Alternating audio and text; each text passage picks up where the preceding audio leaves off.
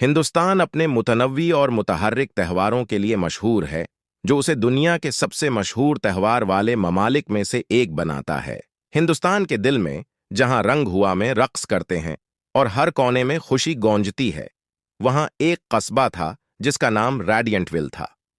دنیا کے تہوار کے مرکز کے طور پر دور دور تک جانا جاتا ہے۔ ریڈینٹ ویل ایک ایسی جگہ تھی جہاں تقریبات صرف تقریبات ہی نہیں تھیں، وہ زندگی کا ایک طریقہ تھے۔ شہر کے لوگ روشنیوں کے تہوار دیوالی کی آمد کا بے تابی سے انتظار کر رہے تھے۔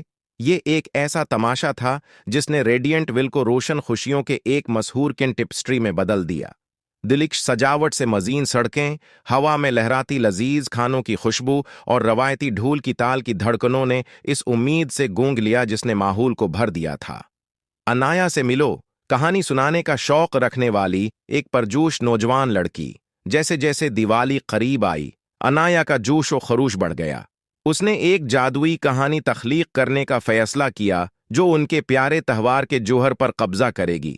ہر ایک لفظ کے ساتھ جو اس نے اپنی کہانی میں بنی، قصبے کا جوش نئی بلندیوں کو چھونے لگا۔ دیوالی کے موقع پر جب خاندان مٹھائیوں کا تبادلہ کرنے اور روایتی چراغ جلانے کے لیے اکٹھے ہوئے، انایا قصبے کے چوک میں کھڑی ہو گئی اور اپنی پرفتن کہانی سنانے لگی۔ ایک افسانوی بادشاہی کی کہانی جہاں ہر دن اتحاد اور محبت کا جشن تھا، دیوالی کی روح کی عکاسی کرتا تھا۔ جیسا کہ انایا کے الفاظ نے شہر کے لوگوں کے ذہنوں میں واضح تصویریں پینٹ کیں، یکجہتی کے احساس نے ریڈینٹ ویل کو لپیٹ لیا۔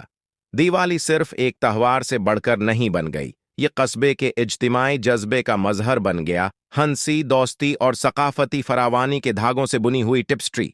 سال گزر گئے اور ریڈینٹ ویل دنیا کے تہوار کے مرکز کے طور پر چمکتا رہا۔ انایا کی کہانی سنانے کی روایت برقرار رہی۔ ہر نسل نے قصبے کی بھرپور داستان میں نئے ابواب کا اضافہ کیا۔